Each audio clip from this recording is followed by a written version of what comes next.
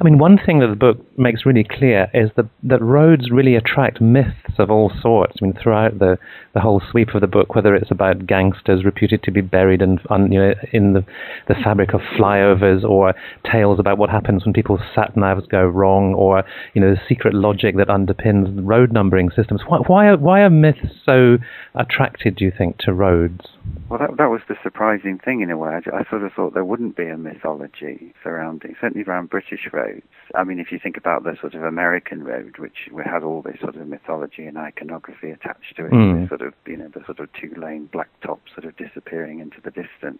But I was quite surprised to find a lot of that kind of mythology. Although it's a kind of mythology of tedium, isn't it? It's a sort of the myths about motorists who drive around the M25 and can't get off, and they sort of drive around it in perpetuity. So I think it's just that roads are maybe not something people get passionate about, but they're something that everybody uses, and they're something that people do get kind of anxious about, or they get frustrated about. So all this kind of all these kind of anxieties sort of circulate around them.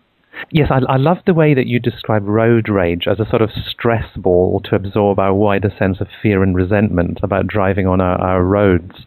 So, I mean, clearly there are a lot of emotions built into the way we react to travelling on roads. Yeah, I mean, but road rage is probably nothing new. I mean, there's all, even in the sort of 1900s, people were complaining about the behaviour of motorists to each other. But yes, I think it's certainly when road rage became this kind of media panic in the mid-90s, it does often refract other anxieties. And of course, in the sort of early 90s, which is when road rage became a sort of media phenomenon, there was a lot of other anxiety about roads. It wasn't just simply motorists behaving badly to each other. There were roads protests. There was a lot of the motorways.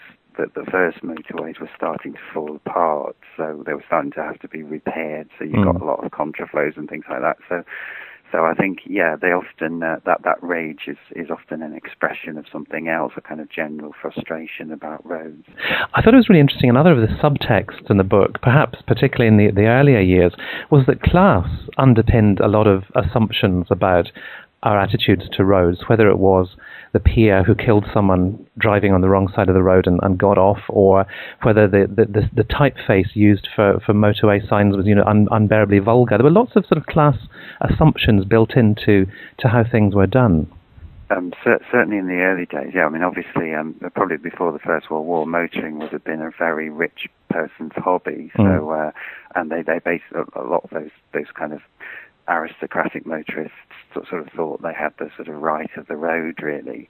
You mentioned the case of the Earl who knocked someone down on the wrong side of the road. The rule of the road wasn't very clear then, whether you drove on the left and the right, and motorists tended to think they sort of had the right to drive anywhere, because they would have been the sort of rich motorists, as opposed to the sort of people kind of driving carts and things like that.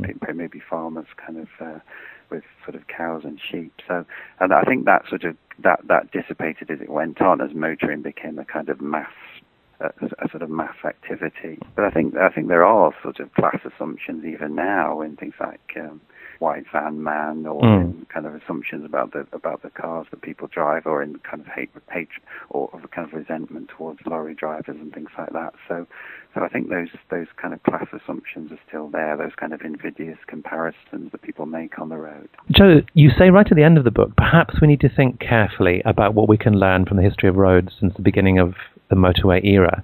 And here we are at the dawn of a new government. And I wondered what you thought the main things we do have to think carefully about, because we do clearly have a love-hate relationship with roads.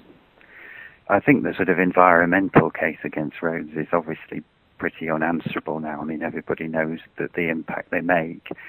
I suppose what I wanted to show in the book was just that roads do have a kind of symbolic importance, that sometimes it means they sometimes get blamed more than other things that also do damage to the environment. I think it's just because they're just so obvious. It's just such a dramatic intervention into the landscape. And I think that was why, for example, something like Twyford Down became such a kind of rallying cry, because Twyford Down was this massive kind of gash in the landscape, and it was so obviously just a kind of destructive thing.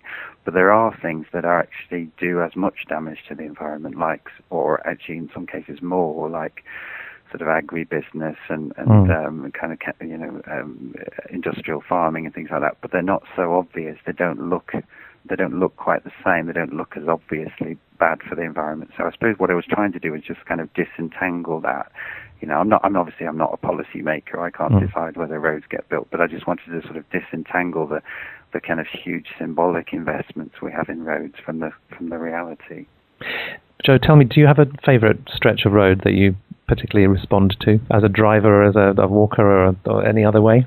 Well, I actually do like, it might be a little bit perverse, but I actually do like the first section of the M1, because it's very, very straight. It's almost like a sort of American road, and you can sort of see straight ahead. I was actually brought up, though, near the Snake Pass, which is the very opposite of that. It's a kind of winding, sort of hilly road, like the kind you get in the sort of motoring adverts. So I like them both, really. I like the sort of traditional driving roads, but I also like the sort of mundane motorways as well. Joe Moran. On Roads is out now in paperback. You can find full details on the Blackwell website at blackwell.co.uk.